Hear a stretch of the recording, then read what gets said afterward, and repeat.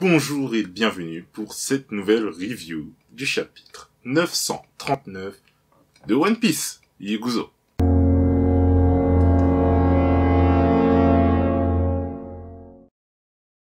La petite sœur de Momonosuke? Vous connaissez donc mon grand frère, n'est-ce pas? Il va bien, n'est-ce pas? Je me suis dit que vous étiez un allié de mon grand frère. Ah, à moins que vous ne soyez un ennemi, le pourchassant? Un allié... Je suis un allié. Il y a 20 ans, j'étais encore une petite fille, comme elle. Mais je n'oublierai jamais cette journée. Au milieu des flammes gigantesques, mon grand frère et ses protecteurs se sont volatilisés sous mes yeux. J'ai perdu mon père Oden le même jour, ainsi que ma mère. Tu ne pouvais pas sauter dans le temps, toi aussi? C'était mon grand frère ou moi. Si quelque chose devait arriver à l'un de nous deux, il fallait que le sang des Kozuki survive. Mais un vassal de mon père, Kawamatsu le Kappa, m'a soutenu et élevé. Un Kappa? Oui, difficile de croire qu'il s'agisse d'un yokai, mais il est lui-même fier de ça. Alors... Théorie confirmée? Qu'est-ce que je vous avais dit? Kawamatsu est un Kappa, est un yokai. Continuons. Et il est où maintenant? Je devais avoir à peu près 13 ans. Nous avons été séparés. Mais Kawamatsu est un samouraï très fort. Il est sûrement en train d'attendre le jour de la bataille finale quelque part dans le pays. Quoi? Inu-chan et Neko-chan aussi? Ils sont là? On m'avait dit qu'ils étaient morts. On connaît donc ces 6-là. Et Momonosuke. On n'a pas encore rencontré les 3 restants. Il reste Kawamatsu, dont nous venons de parler, Denjiro et Ashura Doji. Bon bah voilà, on connaît la totalité des 9 fourreaux rouges. Plus qu'à attendre, avant la bataille finale. Udon, carrière des prisonniers. Moi aussi, je veux faire du sumo. Oui, Gigi. Pars à droite et accroupis-toi. Ensuite, reste dans cette position et saute. Alors, à droite, accroupi, sautez. Bien joué, Gigi. C'était quoi ça? Tu peux même lire l'avenir? Tu m'épates. Ensuite, à gauche. À gauche. Tu crois m'avoir, idiot? Armadi Gardo. Ça va pas. C'est juste du acquis de l'armement. Tout à l'heure, tu avais l'occasion de le frapper. Pourquoi avoir retenu ton point? C'est quoi qui va pas? Je cherchais pas à retenir mon point. J'essayais de l'envoyer valser sans le toucher. Si j'y parviens, alors j'ai le sentiment que je pourrais briser les épaisses écailles de Kaido.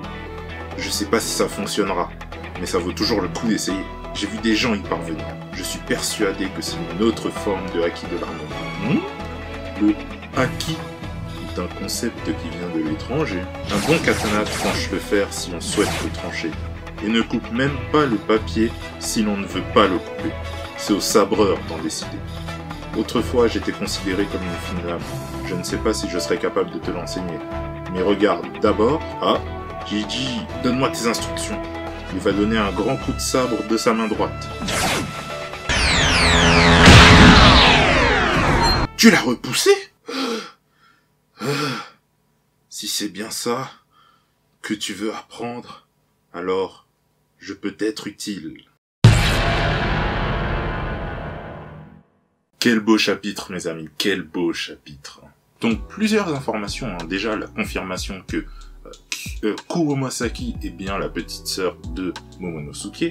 Suite à cela, nous avons également la confirmation de la théorie concernant Kawamatsu qui est bien un yokai, qui est bien un Kappa. Et enfin, une troisième information qui est tout aussi intéressante, c'est le développement du acquis de l'armement de Luffy, mais également la façon dont Yogoro l'utilise. Alors, il y a une phrase qui est intéressante quand il dit que si un sabreur ne veut pas couper de feuilles, il ne coupe pas de feuilles. S'il veut couper de la pierre ou de l'acier, il le fait.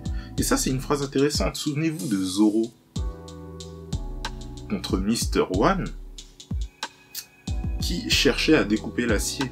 Et il testait son épée sur une roche où il la fendait en deux facile, et sur une feuille de palmier où son sabre ne coupait même pas. En fait, le sabre dépendait de la volonté du sabreur. Et il l'avait compris, Zoro avait compris, si vous voulez, les prémices, le commencement du acquis de l'armement bien avant tout le monde. Et ça, en fait, Oda nous l'a teasé au tout début du manga en nous introduisant Zoro. Souvenez-vous, le père de Kuina, je crois qu'elle s'appelle, la meuf qui est morte et qui qui s'entraînait avec Zoro au sabre quand il était petit dans le dojo, disait, écoute, il y a une force, il dit pas le haki, il dit une force, qui permet à son utilisateur, à son sabreur, de pouvoir couper n'importe quoi s'il le voulait, mais également de ne rien couper avec son sabre s'il le voulait également.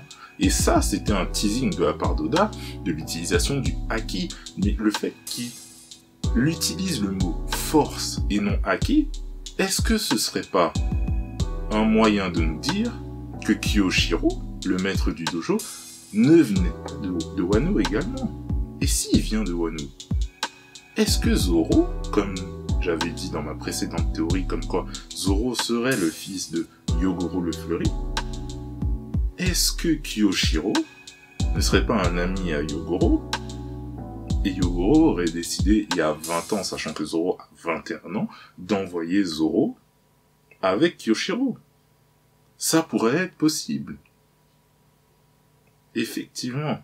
Donc c'est à creuser, on verra par la suite si c'est vraiment le cas. Mais moi j'aime bien cette théorie, j'espère que ça va se faire, mais bon, en tout cas un très bon chapitre. On se retrouve la semaine prochaine pour le suivant. La bataille finale c'est pour bientôt. J'espère que ce contenu vous a plu. À très vite. Abonnez-vous si ce n'est pas déjà fait. Salabada.